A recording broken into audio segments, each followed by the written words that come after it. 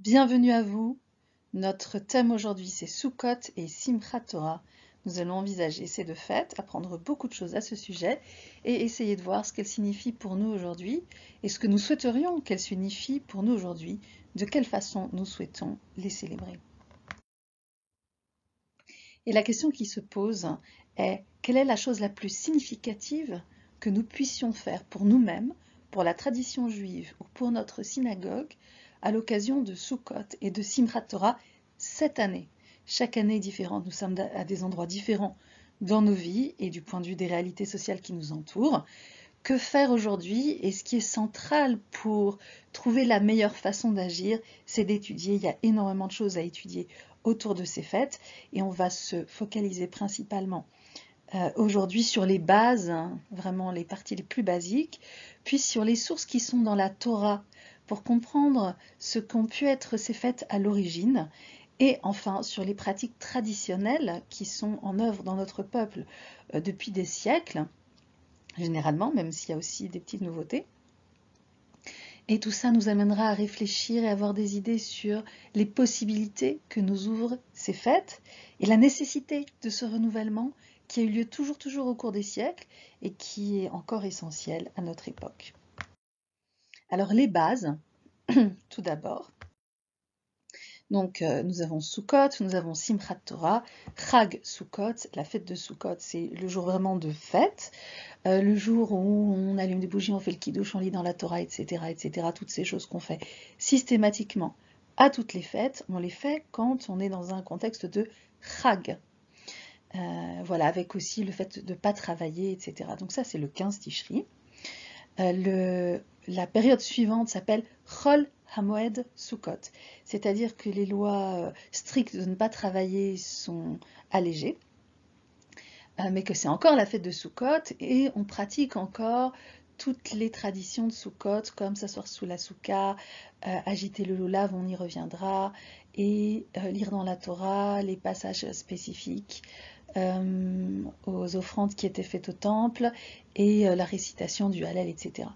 Et puis, une fois que Sukkot est terminé, que les 7 jours de Sukkot sont écoulés, vient un huitième jour qui est une nouvelle fête en soi, Shemini Atzeret, ça signifie textuellement le huitième est un arrêt, et cette fête-là consiste à avoir encore un petit supplément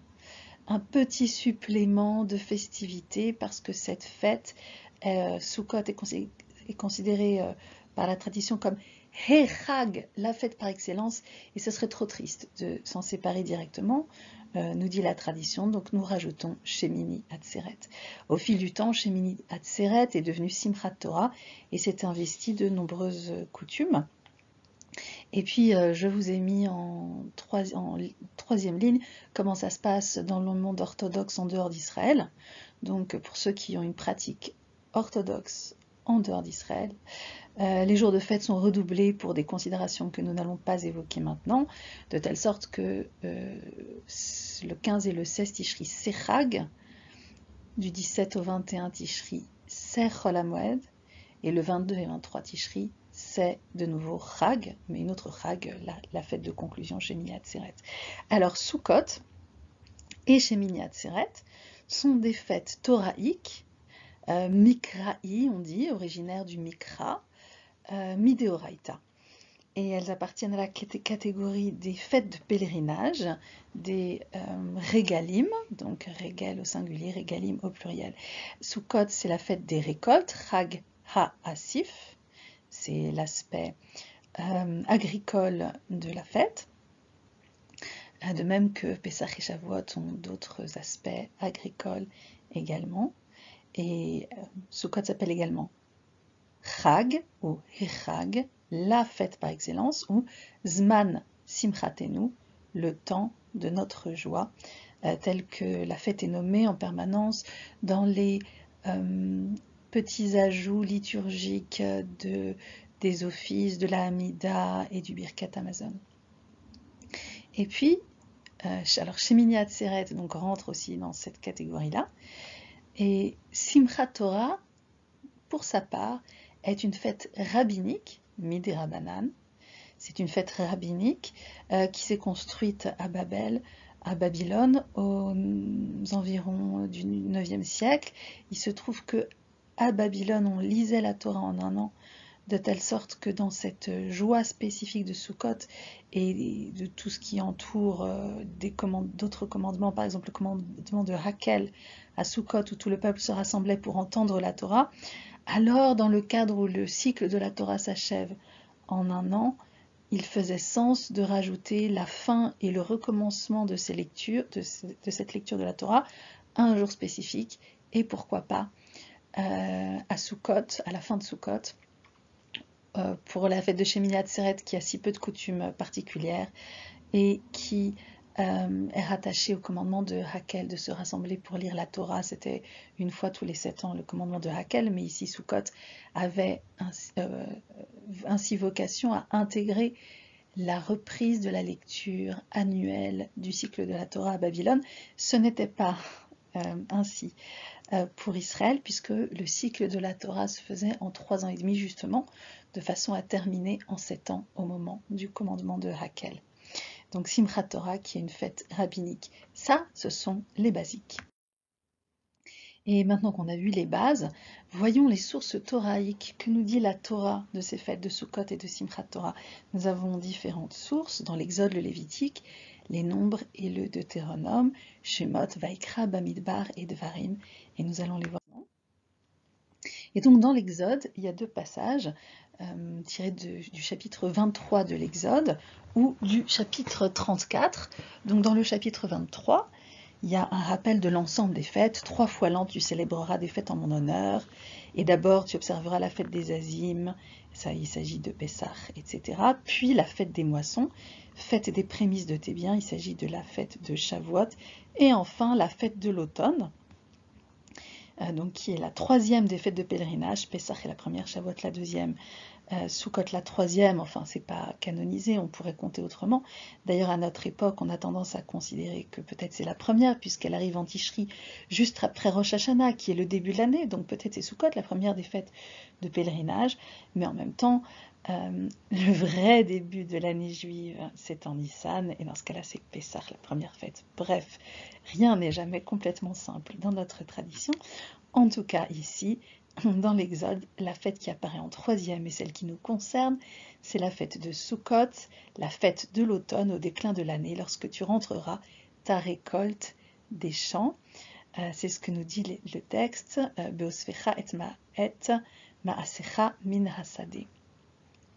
Et dans quelques chapitres plus loin, dans la paracha Kitissa, on reprend de la même façon la fête de Pessah, puis de Shavuot, puis la fête de l'automne, au renouvellement de l'année. Donc ça c'est les... Alors voilà, à partir de ces sources-là, on ne sait quand même pas grand-chose de cette fête de Sukkot et de Simchat Torah. On essaie de passer en revue tout ce que vous savez des fêtes et qui n'est pas là.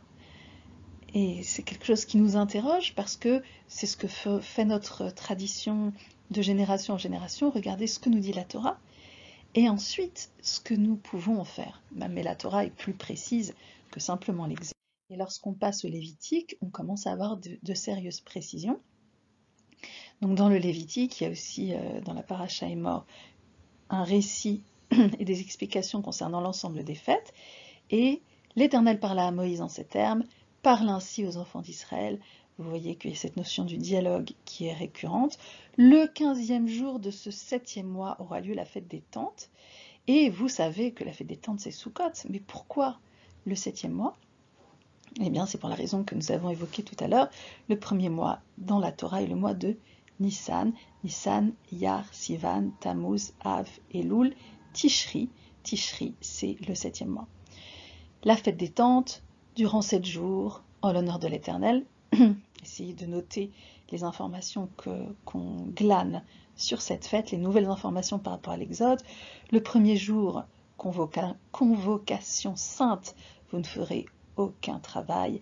7 jours de rang, vous offrirez à l'Éternel des offrandes.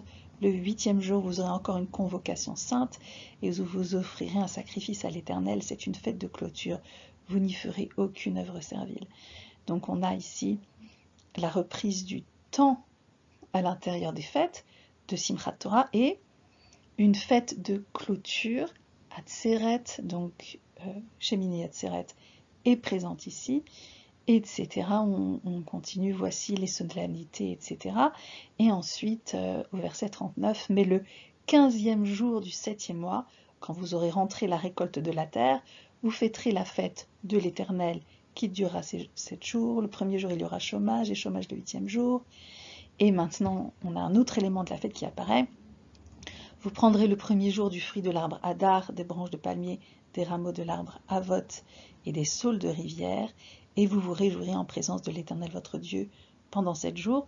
Donc on a ici le loulav qui est mentionné dans la Torah. Donc vous savez maintenant que le loulav et le fait de rassembler ces 4 espèces pendant 7 jours fait partie des commandements que l'on trouve dans la Torah, dans le Lévitique, et vous vous rappelez qu'on ne les avait pas dans l'Exode.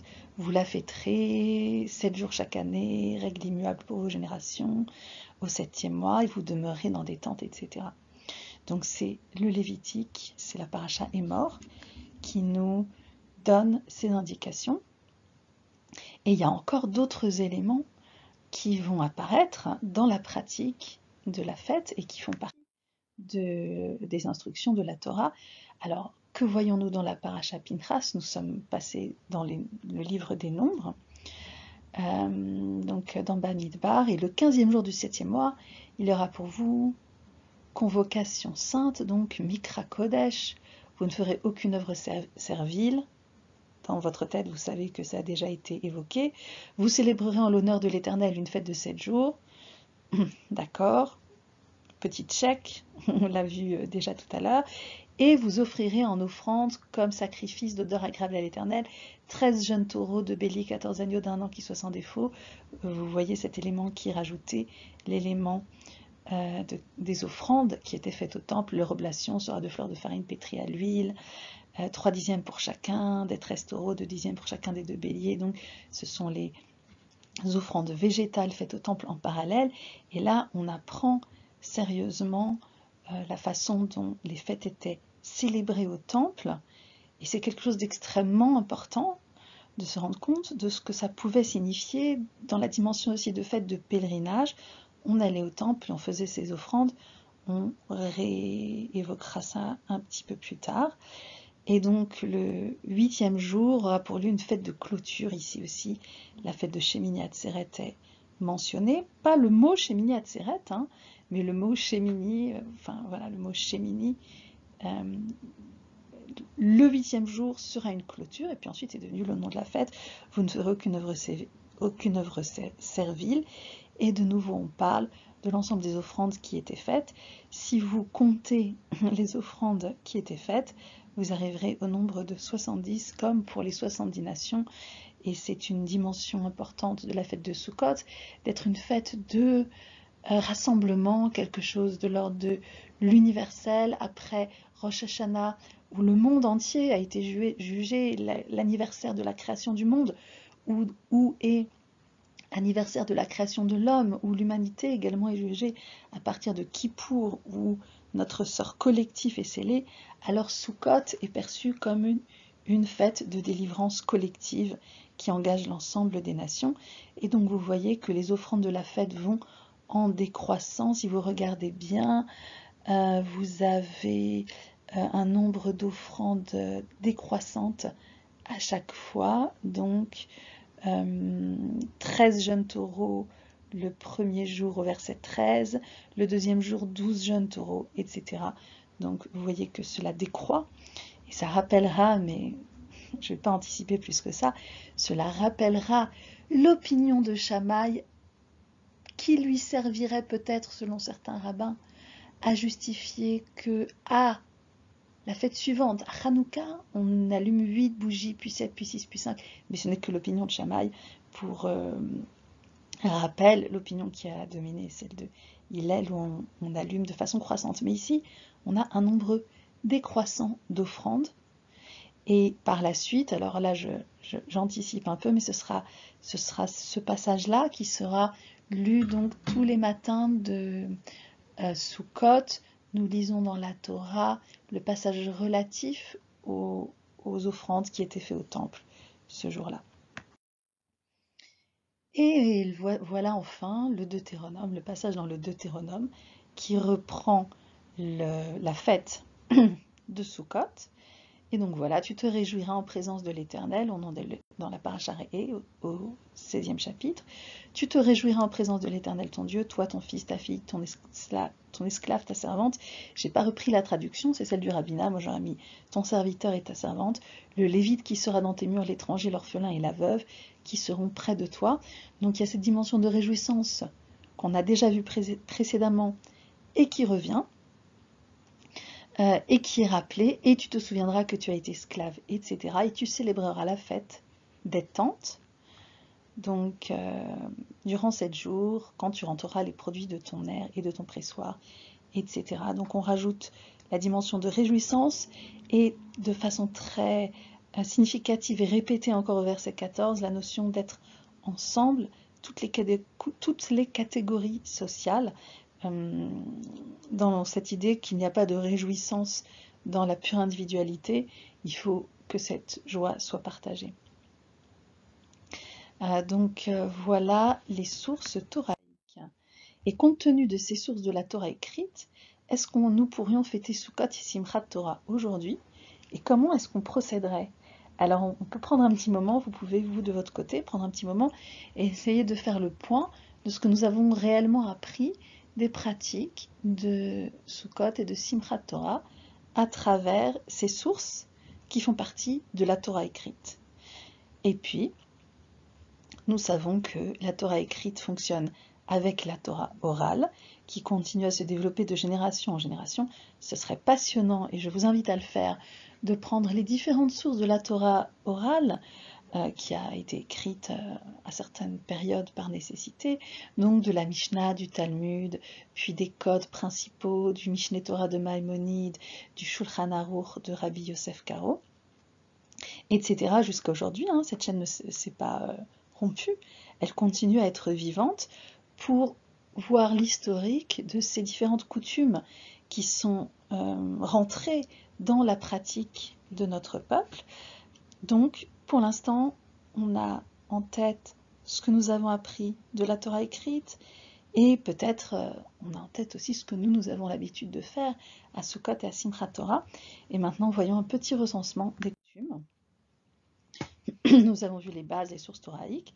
Passons aux coutumes et aussi aux commandements qui concernent Sukkot et Simchat Torah. Alors, pour Sukkot, il y a un certain nombre de commandements spécifiques. Je parle de commandements spécifiques parce qu'il y a aussi tous les commandements habituels des fêtes. Donc le fait, et c'est, entre parenthèses, ces commandements-là, ils sont évoqués dans les sources toraïques qu'on a vues tout à l'heure, puisqu'il y a le fait, par exemple, de ne pas travailler. Donc, qui marque la fête de Sukkot, mais aussi toutes les autres fêtes.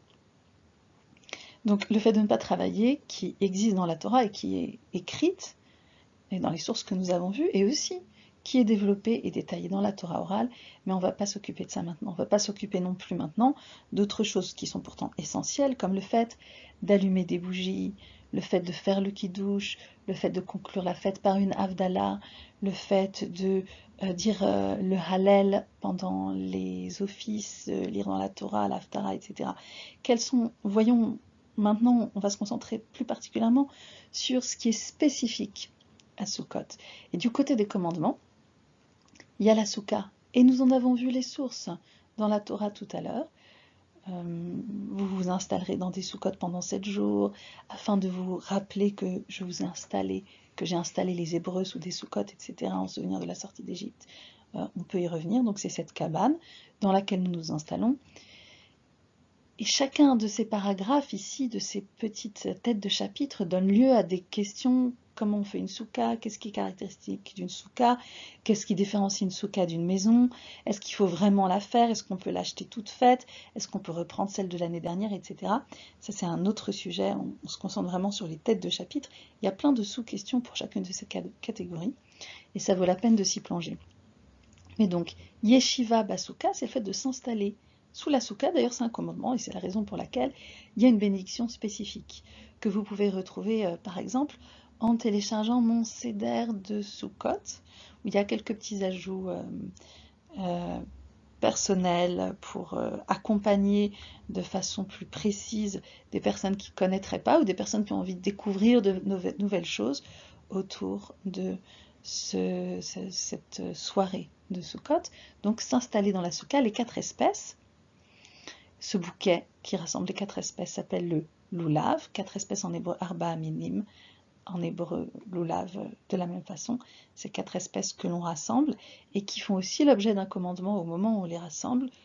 On les rassemble pendant chacun des jours de la fête de Sukkot. De préférence, on fait cette pratique sous la soukha, on dit la bénédiction, on rassemble les 4 espèces et on les agite dans les directions, toutes les directions, dans les 6 directions, les 4 points cardinaux, le haut et le bas.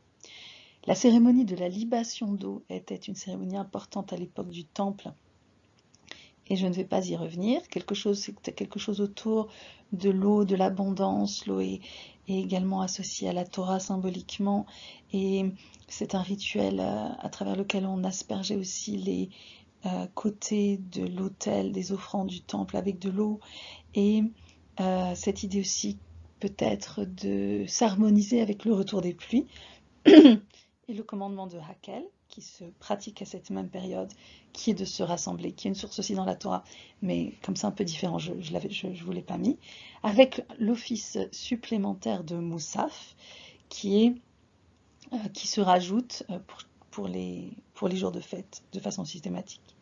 Et puis il y a des coutumes. Et ces coutumes sont de différents ordres. Il y a les Hoshanot, le fait de faire des rondes avec le lulav en chantant différents hymnes. Il y a Hoshana Rabbah, qui est le dernier jour, le 7e jour de Sukkot. On fait davantage de rondes, et donc Rav, ça veut dire grand, Hoshana Rabbah, ça veut dire qu'on fait la pratique des Hoshanot de façon plus intense. Pour conclure cette période, la lecture de Kohelet, de l'Ecclésiaste, en hébreu Megillat Kohelet, le rouleau de l'Ecclésiaste, vanité des vanités, tout n'est que vanité, rien de nouveau sous le soleil, quelle est la supériorité de l'homme sur l'animal, de toute façon nous mourrons, nous arrivons au même point, et tous les fleuves coulent vers la mer, mais la mer n'en est jamais remplie. Il y a un temps pour tout, un temps pour naître, un temps pour mourir, un temps pour embrasser, un temps pour refuser les embrassades, etc. Vous connaissez des extraits de ce merveilleux livre que vous pouvez relire, par exemple sur le site sepharim.fr, qui fait partie donc des hagiographes des Ketuvim. Il y a une coutume également d'avoir des invités pour la fête de Sukkot. Pour chacun des soirs de Sukkot, on invite des personnalités, alors on invite des amis, la soukha est ouverte à tout le monde, on s'installe sous la soukha et on ouvre les bras, on ouvre sa table, on ouvre sa pensée. Peut-être que si nous pouvons réellement faire ce commandement, ça veut dire que nous sommes dans un espace public ou semi-public peut-être, dans lequel le partage se fait autrement, et vous pouvez télécharger un petit céder des ushpizin, en particulier des ushpizot, pour que les femmes soient également invitées dans cet espace spécifique de la soukha. Vous pouvez trouver ça sur mon site. Il y a Simchat Bet HaShoeva, qui était une merveilleuse célébration à l'époque du temple. La Mishnah nous dit, celui qui n'a pas vu la Simchat Bet HaShoeva n'a jamais vu aucune joie de sa vie, avec des tours de jonglage incroyables. Les prêtres jonglaient avec des torches allumées, il y avait de la musique, des chants, des danses, etc. À tel point que ça faisait tourner la tête de tout le monde. Et il y a le commandement un peu plus spécifique aussi de se réjouir, Vesamarta Bechagecha, tu te réjouiras pendant les fêtes, et une dimension universelle à la fête qui implique l'ensemble des nations de la terre, comme on l'a vu, avec les sacrifices offerts au temple qui étaient au nombre de 70. Donc vous avez tous ces commandements-là, et la question qui se pose, vous voyez bien que ce sont les commandements de Sukkot ou les coutumes de Sukkot, et on peut se poser la question de quel est leur rapport avec les sources que nous avons lues dans la Torah tout à l'heure. Combien est-ce que ces commandements et ces coutumes en sont la continuité, et combien ce sont des créations. Et à partir de là, quand on voit cette évolution dans le passé, il y a la question qui se pose aujourd'hui de comment est-ce qu'on va projeter ces commandements et ces coutumes dans notre avenir. Et comment les faire vivre. Et puis si on avait le temps de rentrer là-dedans, on verrait que toutes ces coutumes viennent s'introduire dans notre tradition à des époques différentes. Donc nous sommes les porteurs de la poursuite, de la création vivante de nos fêtes. Et nos fêtes nous engagent à avoir cette réflexion. Donc ça c'est pour Sukkot. Alors passons à Shemini Atzeret. Les commandements de Shemini Atzeret, vous avez vu dans la Torah en fait, le commandement de Shemini Atzeret, c'est que ce soit un rendez-vous Mikra Kodesh, un rendez-vous spécial, et d'honorer ce rendez-vous et de ne pas travailler en fait. Et puis aussi de faire des offrandes au temple. Mais donc il n'y a pas quelque chose de spécifique pour Shemini Atzeret. Et donc il y a tous les commandements habituels. Et il y a de façon assez évidente et naturelle, un certain nombre de minhagim qui sont venus donner un sens spécifique à ce 8e jour, jour de clôture. L'idée de 8 dans la tradition juive, comme le 8e jour pour la circoncision, ou le fait que Hanouka se fasse en 8 jours, ou que le temple ait été inauguré en 8 jours, c'est l'idée du renouveau. Il y a quelque chose de différent qui rentre à travers le 8. 7, c'est la semaine, c'est normal, on a nos petites habitudes bien calées chaque jour de la semaine, mais 8, alors 8, on ne sait pas, 8, ça peut être quelque chose de différent, ça ouvre peut-être l'ère messianique, ce qui est de l'ordre du 8. Ça inaugure quelque chose de nouveau. En tout cas, il y a des minhagim, des coutumes qui se sont mises en place à différentes époques encore. Au 9e siècle, ce sont les Géonim qui font de Shemini Atzeret une fête spécifique avec Simchat Torah. Pour les orthodoxes, je rappelle que Shemini Atzeret et Simchat Torah sont séparés en 2 fêtes parce que les orthodoxes en dehors d'Israël redoublent les fêtes, pas les libéraux et pas les orthodoxes israéliens. Mais les coutumes que je mentionne maintenant sont apparues à des périodes différentes. Iskor, un office du souvenir. Les Hakafot, ce sont des danses avec la Torah. Donc le soir de Simchat Torah, Shemini Atzeret Simchat Torah, et le matin de Shemini Atzeret Simchat Torah, on danse avec les Sifrei Torah en chantant différentes chansons. Et on fait des danses dont la joie, dont l'entrain sont essentiels. Donc il faut vraiment être capable au maximum de se lâcher, de rentrer dedans, d'oser danser et se réjouir autour de la Torah, parce que c'est la chose la plus importante, c'est la simcha shel mitzvah, c'est la joie de faire quelque chose de bien. Et il faut laisser éclater cette joie, plus encore que la joie qui naît de satisfaction moins spirituelle. Peut-être c'est plus facile d'être joyeux quand on a bu un petit peu trop que devant d'autres gens en dansant avec un Sefer Torah, mais pourtant c'est le deuxième cas qui est vraiment sacré, qui a besoin d'être investi. Enfin, c'est une opinion, peut-être vous pensez autrement, mais il faut oser danser à Simchat Torah. Ce sont les Hakafot. On lit la Torah à Simchat Torah, bien sûr. Comme je l'évoquais tout à l'heure, on lit le dernier et le premier texte, les derniers et les premiers textes de la Torah, donc la toute fin du Deutéronome, Vezot HaBeracha, et voici la bénédiction que Moïse fait aux enfants d'Israël jusqu'au moment où il meurt et il laisse le peuple poursuivre son chemin. Mais immédiatement, on ne reste pas sur cette touche de conclusion, comme si on avait terminé notre devoir. On a fini la Torah, c'est bon, on fait un petit V devant et puis on passe à autre chose. Non, la Torah recommence dès qu'elle est finie, on lit immédiatement dans Bereshit, le début de la Torah. Et il nous arrive également, et je ne l'ai pas mis ici, je crois, il nous arrive également dans nos communautés de dérouler intégralement le Sefer Torah pour que toute la communauté puisse voir l'intégralité du texte.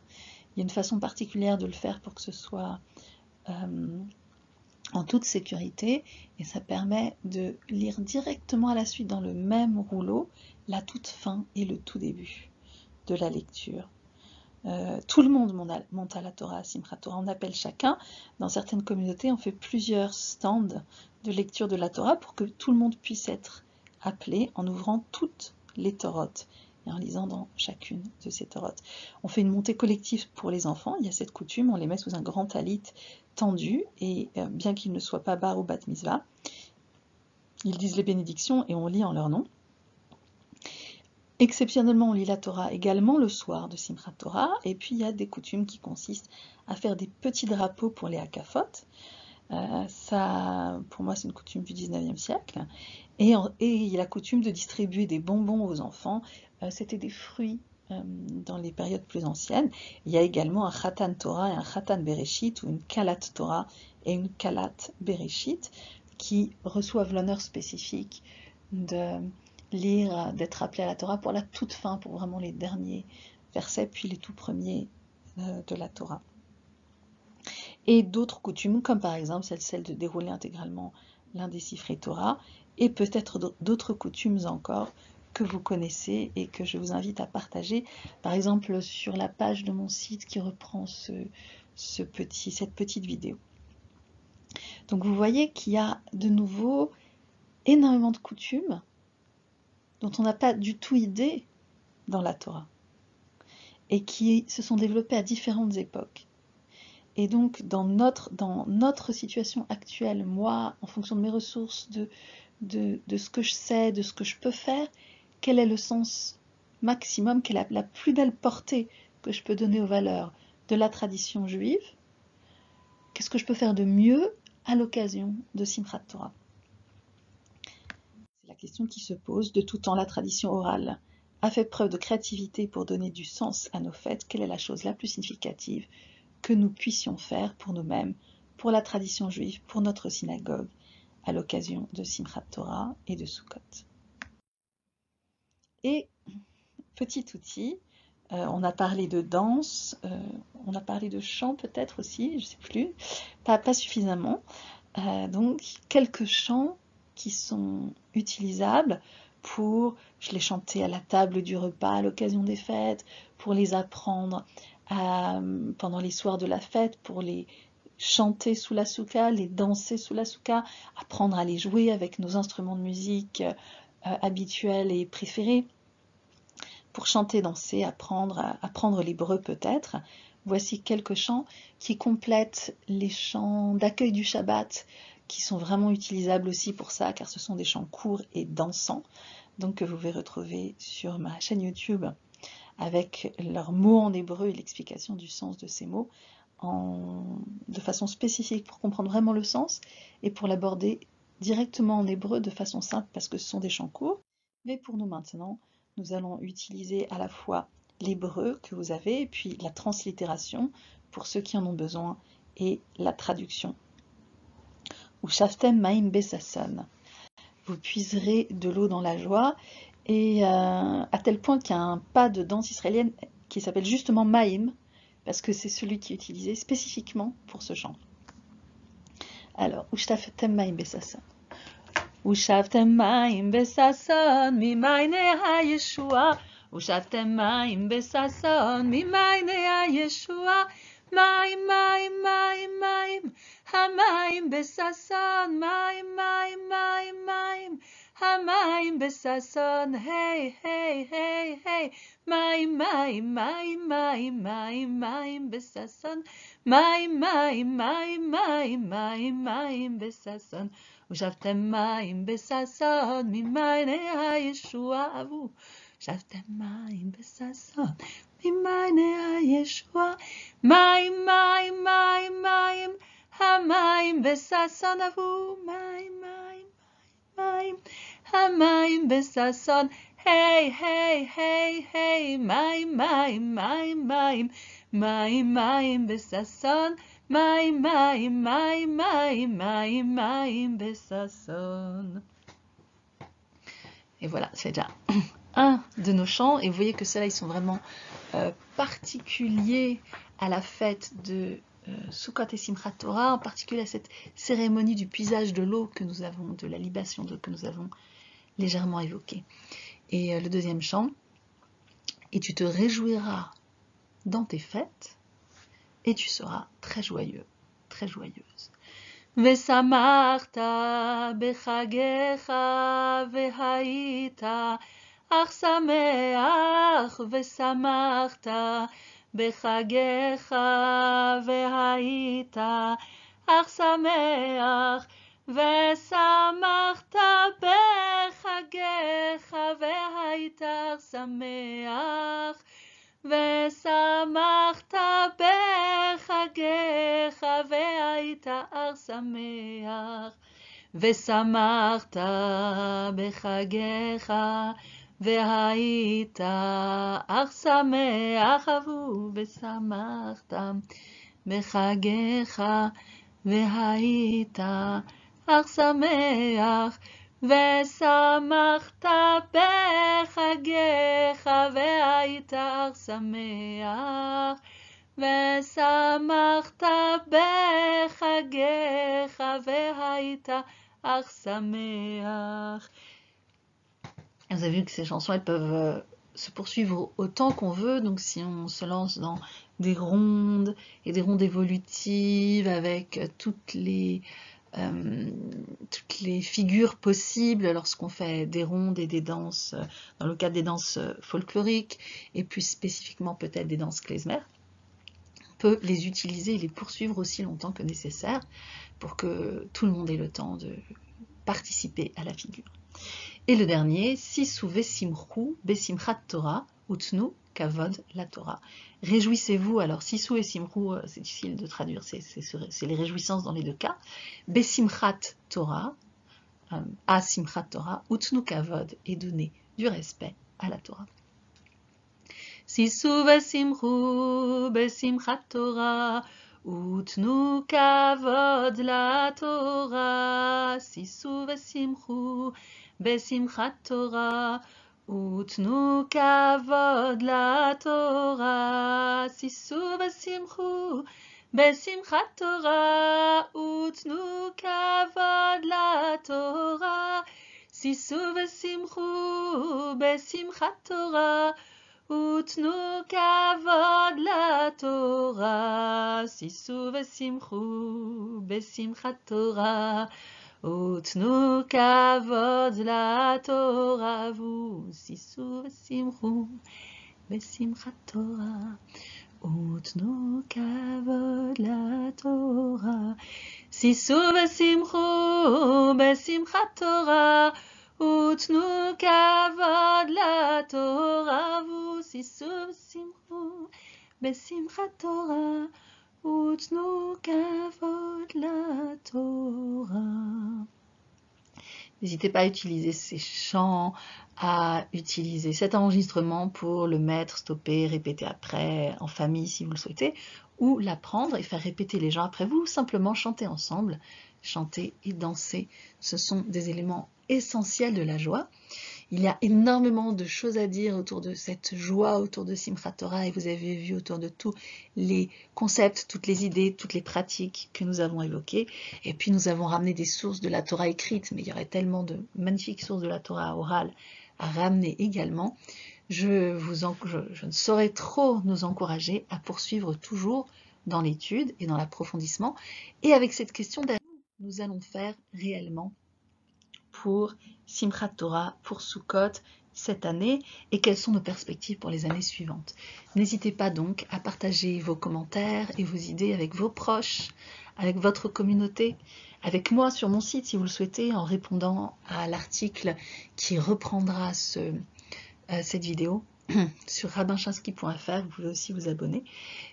Partageons nos idées, parce que plus que jamais, vous voyez que nos coutumes, de nouvelles coutumes se sont répandues dans notre peuple très rapidement et de façon incroyable au cours des siècles, et plus que jamais, nous sommes capables d'associer et d'allier notre créativité.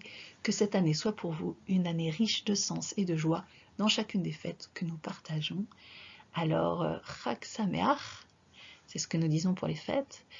Moadim les Simcha, c'est ce que nous disons pour la partie de Chol HaMoed, entre la partie intermédiaire des fêtes. À très bientôt.